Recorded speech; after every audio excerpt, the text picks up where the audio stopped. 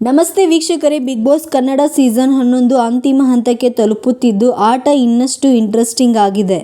ಮನೆಯೊಳಗೆ ಕಾಲಿಟ್ಟ ಒಟ್ಟು 20 ಜನರ ಪೈಕಿ ಈಗ ಕೆಲವೇ ಸ್ಪರ್ಧಿಗಳು ಉಳಿದಿದ್ದು, ವಿನ್ನರ್ ಯಾರಾಗಬಹುದು ಎನ್ನುವ ಲೆಕ್ಕಾಚಾರ ಜೋರಾಗಿದೆ.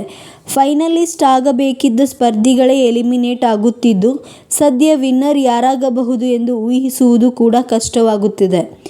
ಮೊದಲು ಬಂದ ಸ್ಪರ್ಧಿಗಳಿಗೆ ವೈಲ್ಡ್ ಕಾರ್ಡ್ ಎಂಟ್ರಿ ಪಡೆದು ಮನೆಯೊಳಗೆ ಬಂದ ಇಬ್ಬರು ಸ್ಪರ್ಧಿಗಳು ದೊಡ್ಡ ಸವಾಲಾಗಿದ್ದಾರೆ.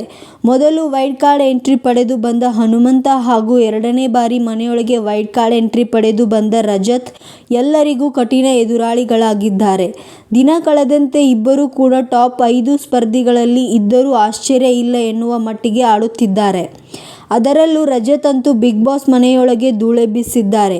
ಆಟ, ಜಗಳ, ಕಾಮಿಡಿ, ಮನರಂಜನೆ ಎಲ್ಲದಕ್ಕೂ ರಜತ್ ಸೈ.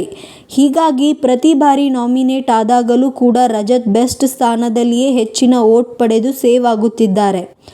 ವೈಲ್ಡ್ ಕಾರ್ಡ್ ಎಂಟ್ರಿ ಪಡೆದು ಬಿಗ್ ಬಾಸ್ ಮನೆ ಪ್ರವೇಶಿಸಿದ್ದ ರಜತ್ ಕಿಶನ್ ಮೇಲಿನ ಜನರ ಅಭಿಪ್ರಾಯ ಸಂಪೂರ್ಣ ಬದಲಾಗಿ ಹೋಗಿದೆ. ಇದೀಗ ಕಾರ್ಯಕ್ರಮ ನಿರೂಪಕ ಕಿಚ್ಚ ಸುದೀಪ್ ಕೂಡ ಒಂದಿಬ್ಬರ ಸ್ಪರ್ಧಿಗಳ ಬಗ್ಗೆ ಮಾತನಾಡಿದ್ದು, ಈ ಪೈಕಿ ರಜತ್ ಬಗ್ಗೆ ಕೂಡ ಮೆಚ್ಚುಗೆಯ ಮಾತನಾಡಿದ್ದಾರೆ. ಸಂದರ್ಶನವೊಂದರಲ್ಲಿ ಮಾತನಾಡಿದ ನಟ Kichcha Sudeep, Bigg Boss weekend ಸಂಚಿಕೆಯಲ್ಲಿ ಹನುಮಂತ ಅಂತಲ್ಲ, ಯಾರೇ ತಮಾಷೆ ಮಾಡಿದರೂ ಖುಷಿಯಾಗುತ್ತದೆ. ಎಲ್ಲರನ್ನು ನೋಡಿ. ಮಂಜು ಅವರಲ್ಲಿ ಒಂದು ಕಾಮಿಡಿ ಇದೆ, ರಜತ್ ಅಲ್ಲಿ ಒಂದು ಕಾಮಿಡಿ ಇದೆ. ಇವರೆಲ್ಲ ಎಷ್ಟು